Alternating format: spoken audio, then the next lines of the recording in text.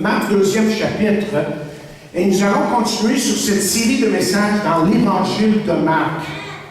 L'Évangile de Marc. Mais là, on est rendu dans le 2e chapitre, dans la deuxième partie d'un message qui est intitulé « Le scandale des pécheurs ». Et comme vous savez, Jésus a été très souvent un scandale pour les gens qui étaient autour de lui, surtout les pharisiens et les religieux de son temps. Jésus est un scandale pour eux. Ils ne comprenaient pas ce qui arrivait de sa part. Pas seulement ses paroles, mais aussi ses actions. Donc, si on tourne dans Marc, 2e chapitre, si vous l'avez avec vous, devant vous, vous pouvez lire là ces paroles. Jésus sortit de nouveau du côté de la mer, et toute la foule venait à lui et les enseignait. En passant, il vit Lévi, fils d'Alphée, assis au bureau des payages, et lui dit, « Suis-moi. » Lévi se leva et le suivit.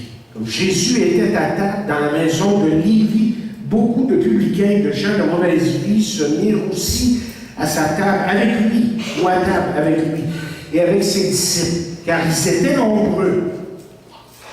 Ils l'avaient suivi. Nombreux, les scribes et les pharisiens, le voyant manger avec les publicains, les gens de mauvaise vie, dirent à ses disciples, « Pourquoi mange-t-il et boit-il avec les publicains et les gens de mauvaise vie? » Jésus, ayant entendu cela, leur dit, ce ne sont pas ceux qui se portent bien, qui ont besoin de médecins, mais les malades. Je ne suis pas venu appeler les justes, mais les pécheurs. Oh bon Dieu, de bénir sa parole. Notre Dieu, nous te remercions pour la parole que tu as mis devant nous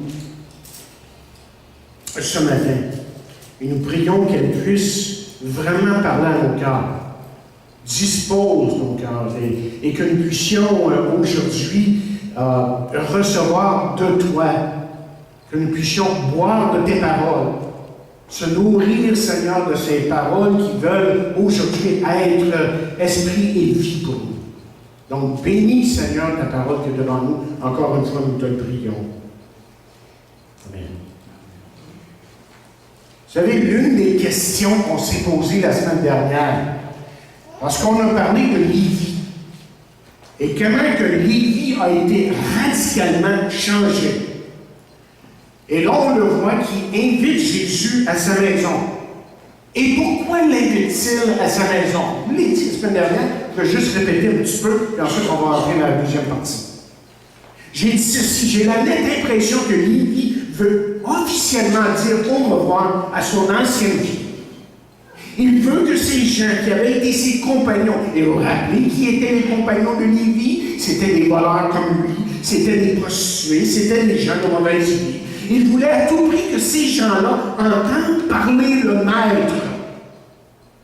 Et son désir, le désir de Lévi, qui est devenu Matthieu plus tard, qui était un publicain, qui collectait les taxes, mais qui souvent collectait 3 ou 4 fois plus qu'il devait collecter. Mais cet homme-là a fait une expérience en rencontrant Jésus et il a voulu que cette expérience soit l'expérience de beaucoup qui étaient autour de lui. Seulement, chers amis, il y a un problème. Il y a un grave problème. C'est que vous voyez, il fallait que ce problème-là se manifeste à un certain moment. C'est-à-dire que ce n'est pas tout le monde qui était heureux de voir Jésus avec les pécheurs. Rappelez-vous que Jésus est dans la maison ici de Lévi, de Matthieu, et qu'autour de lui, il y a des prostituées, il y a des gens de mauvaise vie, c'est-à-dire des voleurs et tout le reste. Et encore une fois, on s'est attaqué à Jésus. Ces religieux ici se sont attaqués à Jésus parce que Jésus, comme j'ai dit tout à fait au début, que Jésus était un scandale pour eux. Il disait des choses qui n'avaient aucun sens pour eux.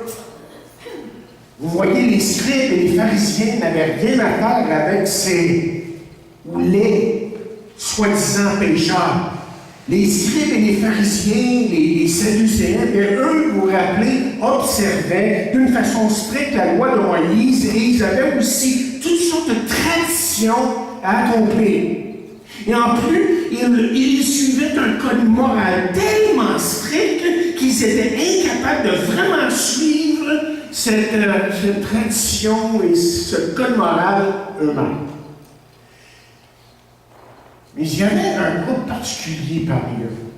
Un groupe de pharisiens qu'on appelait les pharisiens aveugles et saignants.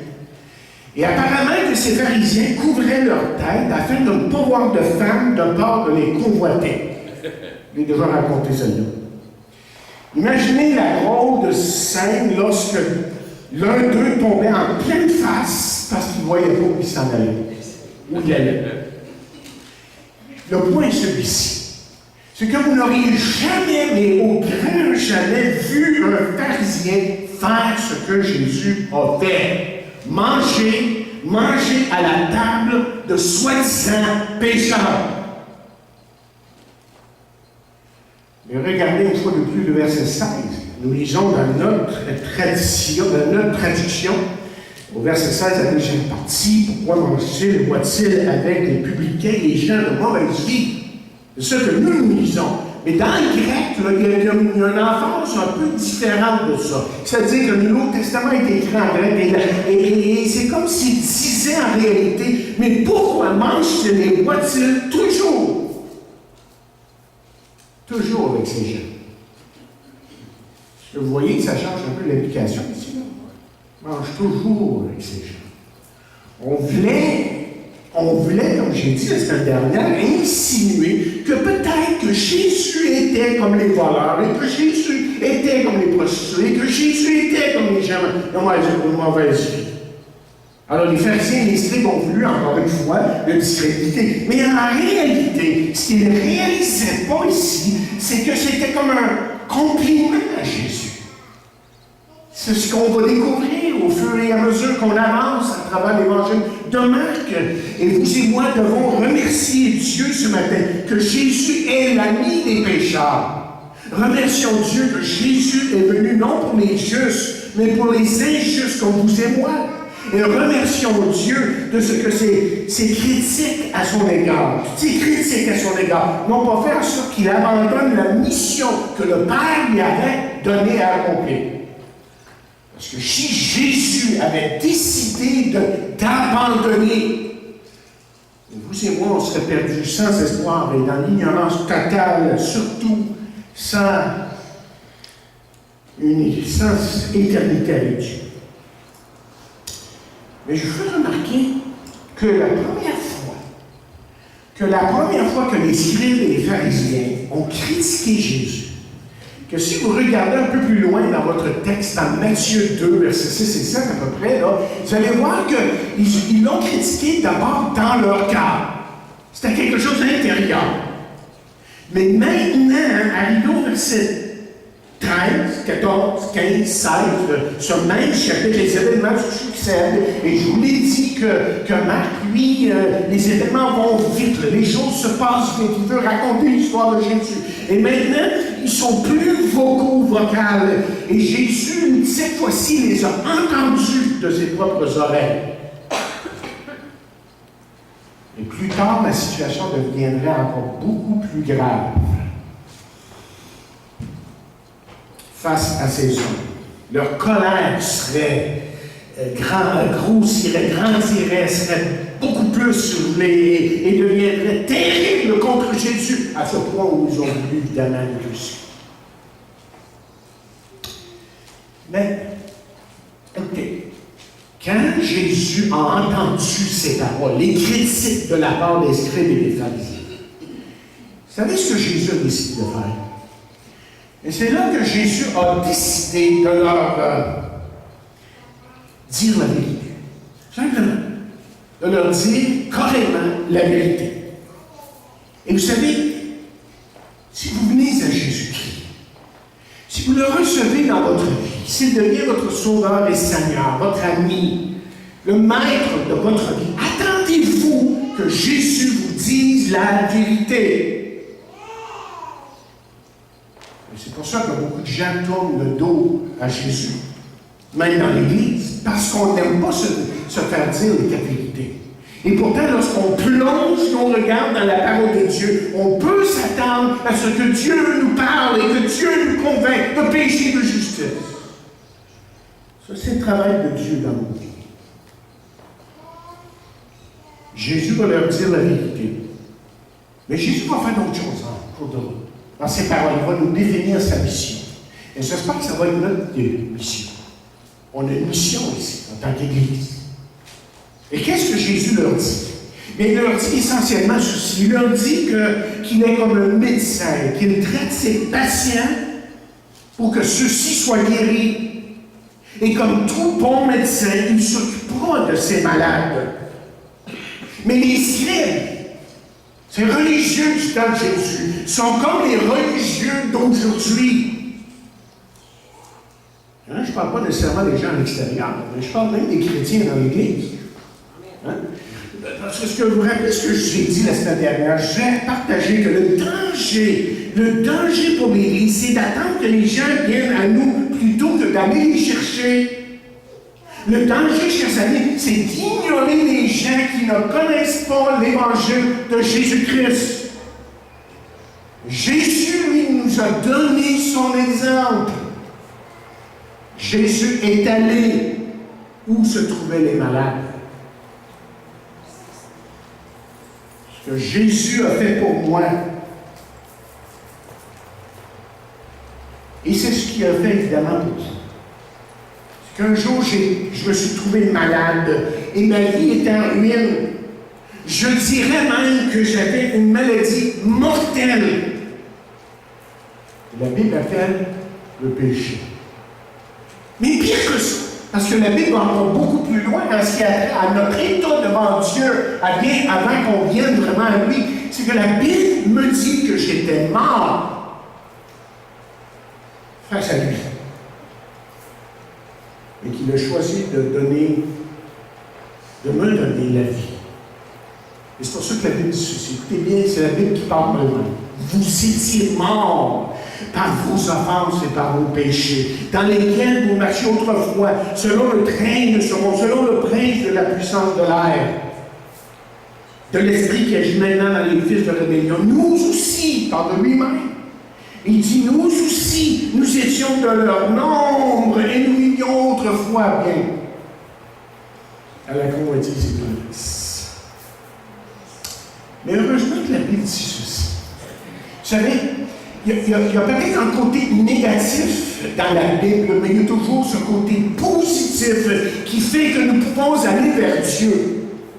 Réellement. Et c'est vraiment pas une question de religion. De relation. Jésus a dit ceci. Nul ne peut venir à moi si le Père qui m'a envoyé me l'attire et je le ressusciterai au dernier jour. Il dira ailleurs, c'est pourquoi je vous ai dit que nul ne peut venir à moi si cela ne lui a été donné par le Père. Autrement dit, ce que la Bible veut nous répéter, c'est que le salut, c'est par pure grâce. Par pure grâce. Alors, la question peut se poser, qui agit premier? Vous dites, j'ai accepté le Seigneur dans mon cœur, et tout ça, c'est vrai, hein? C'est vrai, et j'aimerais que vous considériez le fait, et j'aimerais vous suggérer que si Dieu n'avait pas agi dans votre cœur, vous ne seriez jamais venus à lui. Donc, il n'y a aucun mérite de notre part. Et c'est pour ça que la Bible nous dit, ce n'est point par les œuvres, afin que personne ne se glorifie.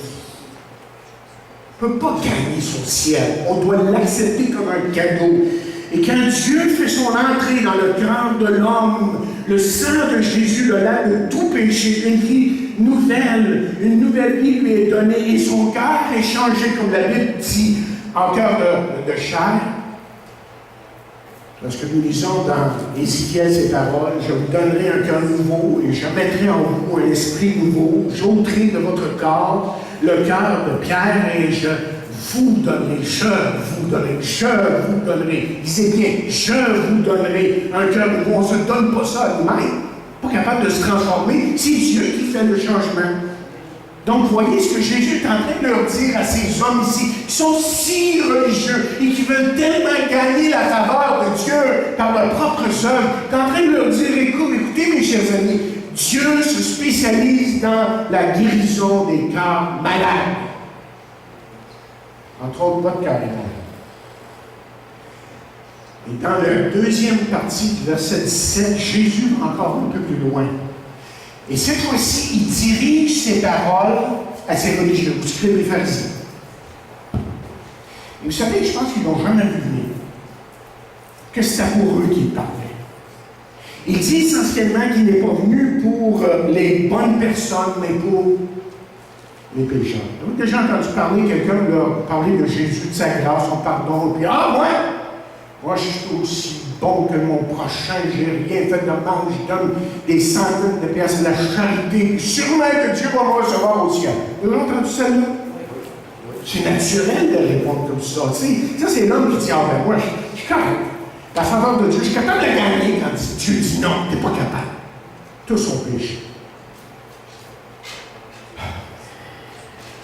Oui, les religieux du temps de Jésus ne pouvaient pas voir qu'ils étaient des pécheurs comme les autres. Ils voyaient le péché des autres sans voir leur propre péché, qu'ils étaient aussi pécheurs.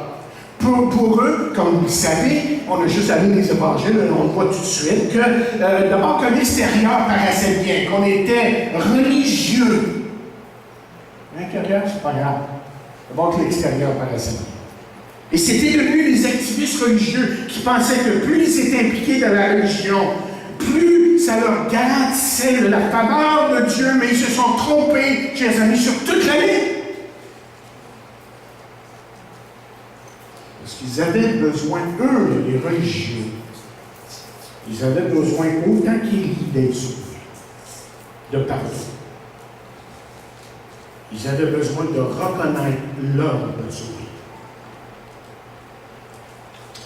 Écoutez, quand vous priez pour quelqu'un, que ce soit pour que ces gens-là viennent à Christ ou qu'ils reviennent à Christ, moi je pense que la prière devrait être que nous voyons que ces gens-là voient la laideur de leur péché. Et que ces gens-là aussi comprennent les conséquences de leur péché. Parce que la Bible est claire. Un péché qui n'est pas confessé doit être puni. Et la Bible dit en plus qu'on ne se moque pas de Dieu. Donc aujourd'hui, plus que jamais, il est temps de régler la question du péché. Et c'est pour ça que Jésus-Christ est mort sur la croix. Parce que Dieu, voyant en envoyant son Fils mourir sur la croix, nous a montré que le péché, notre péché, est très sérieux. C'est quelque chose de très sérieux aux yeux de Dieu. Mais attention, attention. Je vais vous dire quelque chose que j'ai déjà dit, mais je pense que ça mérite d'être répété. Il y a un autre message aujourd'hui qu'on appelle l'évangile de la prospérité et de la santé. C'est quelque chose qui fait son chemin. Ça vient des États-Unis, évidemment. Ça commence à rentrer dans nos églises. On avait même une église qui débutait à Saint-Luc, à quelque part. Ça s'est fermé depuis. Mais on essayait de dire aux gens essentiellement que si Jésus est votre sauveur, vous allez devenir riche, vous allez être certainement en pleine santé et vous n'avez pas le droit d'être pauvre, vous n'avez pas le droit d'être en mauvaise santé, d'être malade. C'est contre les principes de Jésus. Et ça, c'est un faux évangile qui est prêché par des dénommés Benny Hinn, Kenneth Copeland, une femme, comment elle s'appelle? Carol Dollar, tu connais l'autre, tu la connais. Joyce Myers, c'est ça? Joyce Myers, et d'autres qui sont là à la radio, qui ont assez d'argent, qui prennent toute l'antenne, les antennes à la radio, puis à la télé. Et ce qui est aberrant de tout ça, qui est très aberrant, et c'est là que vous avez besoin de discernement, et qui vont vous dire des choses qui ressemblent extrêmement beaucoup à l'Évangile. Le Satan n'est pas fou. L'ennemi de nos âmes n'est pas fou. Ils ont la Bible en main, ils parleront amplement de Jésus, mais on évitera de trop parler de péché parce que, comme l'un de leurs prédicateurs, un dénommé Austin, a dit à un moment donné, et voici ce qu'il a dit. Joel Austin a dit, les gens ne veulent pas qu'on leur parle de péché. Ils ne veulent pas en entendre parler. Ils savent qu'ils sont pécheurs. Ils veulent seulement entendre les choses positives. Mais ce que je lis dans ma Bible, c'est que nous sommes tous des pécheurs. Et que la vraie repentance est de se remettre La vraie repentance est le seul chemin vers Dieu. Et on a multiples exemples dans la parole de Dieu. Publicain qui a dit, oh Dieu, pardonne-moi qui suis si grand pécheur. Jésus a dit à la femme pécheresse, tes péchés sont pardonnés, va et ne pêche plus. Le fils prodigue a dit à son père, mon père, j'ai péché contre toi, contre le ciel. Je vais vous dire que l'évangile de la prospérité n'était pas le message de Wesley, n'était pas le message de Spurgeon, ces grands hommes de Dieu.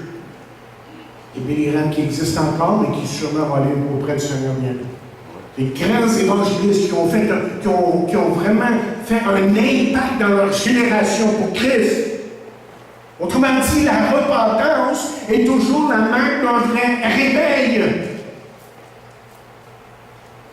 Vous remarquerez que dans certaines églises, on parlera beaucoup de délivrance. La délivrance, la délivrance! Moi, je dirais que ce serait beaucoup mieux de parler de repentance.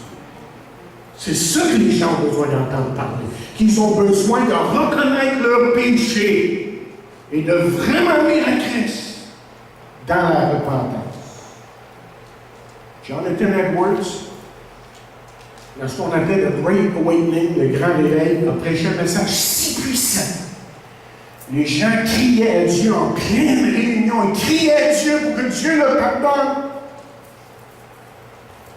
Et durant ce grand réveil, il n'y avait pas de folie. Mais tout ce qu'il y avait, c'était des gens qui se repentaient de leur péché et qui venaient à Dieu. Et aujourd'hui, vous voyez, on veut rendre l'Évangile populaire. Alors, on évite de parler du péché.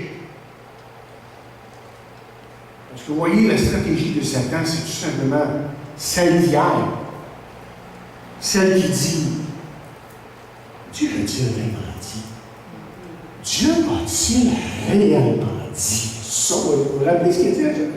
As-tu vraiment dit ça? C'est ça vraiment le message de l'Évangile. Et Paul dira ceci, mais l'Esprit dit expressément dans les derniers temps, quelques-uns abandonneront la foi pour s'attacher à des esprits séducteurs, des doctrines de démons, par hypocrisie, des faux docteurs, portant la marque de flétrissure dans leur propre conscience.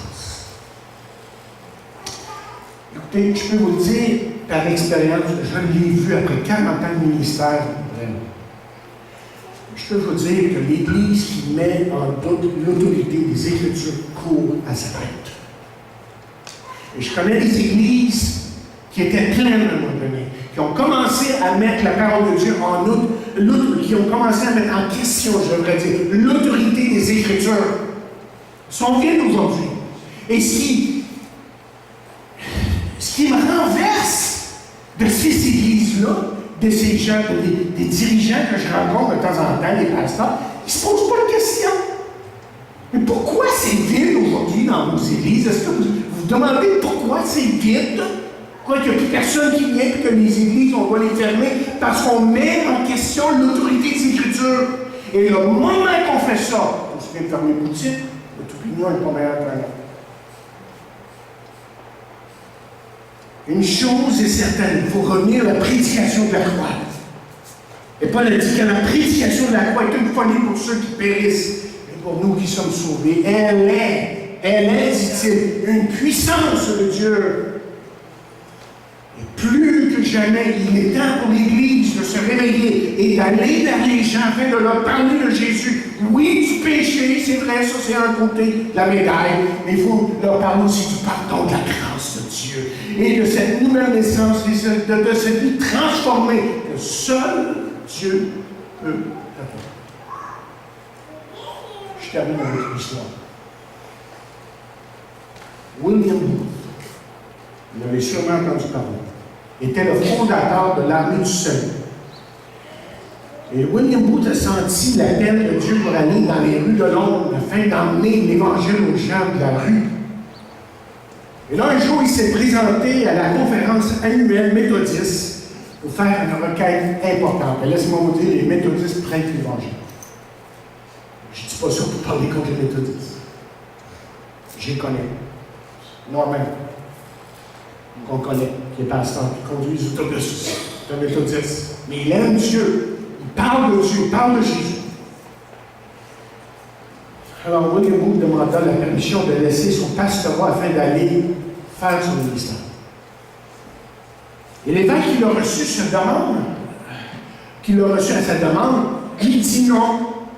Puisqu'il dit que le général Booth était un homme instruit et talentueux et que ce serait un gaspille que de passer du temps dans les rues.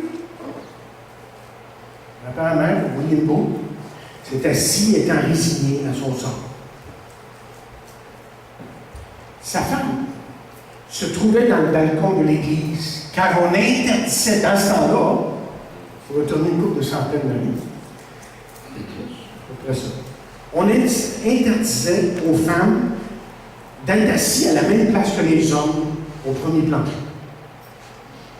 Et sa femme se leva en pleine réunion, se pencha vers la passerelle et lui dit à haute voix d'écouter la voix de Dieu et non celle des hommes. Et elle jura d'être à ses côtés contre tout ennemi. Et là, on nous raconte qu'elle descendit du balcon et les deux sont sortis bras sous bras pour gagner les gens de la rue pour Christ. Booth voulait abandonner, mais sa femme, qui avait toujours agi dans l'ombre, mais ce jour-là, chers amis, est sortie de l'ombre afin de soutenir son mari dans un moment critique de sa vie. Et depuis, des milliers de gens de la rue en Angleterre et partout dans le monde ont reçu Jésus-Christ comme sauveur personnel parce que M. et Mme Booth ont osé faire ce que d'autres ne feraient pas. Et pour utiliser une expression anglophone qui dit « they crossed the line », ils ont traversé la ligne pour aller gagner des gens, des hommes et des femmes pour Jésus-Christ. Et chers amis, j'aimerais vous suggérer ce matin en terminant que Jésus-Christ a traversé la ligne pour nous en venant vers les pécheurs et en mourant sur la croix. Et ce que Dieu nous demande à nous, en tant qu'Église locale, ce que Dieu nous demande à chacun de nous ce matin, c'est de traverser la ligne, de sortir de notre zone de confort et de partager et de prêcher la bonne nouvelle. Et cette bonne nouvelle-là, je me rappelle, il y avait une émission de radio à mon église, là, il y a bien longtemps. Et le thème, c'était, il y avait un chant, commençait. Jésus sauve aujourd'hui. Et c'est toujours le même message. C'est le même message. Et Dieu nous donne justement à prêcher ce précieux message que Jésus sauve aujourd'hui. Et que Dieu, surtout, à nous, là, qui sommes au centre-ville de Saint-Jean sur Richelieu, nous évite de regarder les autres avec des dents, surtout ceux qui sont souverains. Voyez, ils ont besoin de Jésus, comme nous avons besoin de Jésus. Donc, c'est le temps pour nous de faire ce que Jésus a fait avec tant d'amour et de grâce, en demeurant fidèle au message de la croix du Calvaire. Et ce message, c'est envers nous. Avez-vous besoin de Jésus? Vous avez besoin de Jésus, je n'ai pas besoin de vous poser la question. C'est sûr que vous avez besoin de Jésus, si vous ne l'avez pas reçu dans votre vie. Mais personnellement, là, si vous ne lui avez pas fait, Seigneur Jésus, si vous ne lui avez pas dit, je devrais dire, dit dans votre cœur, Seigneur Jésus, viens dans ma vie, sois mon sauveur, pardonne mes péchés. Vous avez besoin de faire ça. Vous avez besoin de l'inviter. Il vous tend la main pour vous pardonner. Il vous tend la main aussi, à vous qui écoutez. Vous restaurez, vous vous relevez et vous vous donnez une nouvelle force, une nouvelle énergie pour lui. Seigneur notre Dieu, nous prions que cette année puisse continuer à travailler dans mon cœur. Et je prie cela dans le nom de Jésus.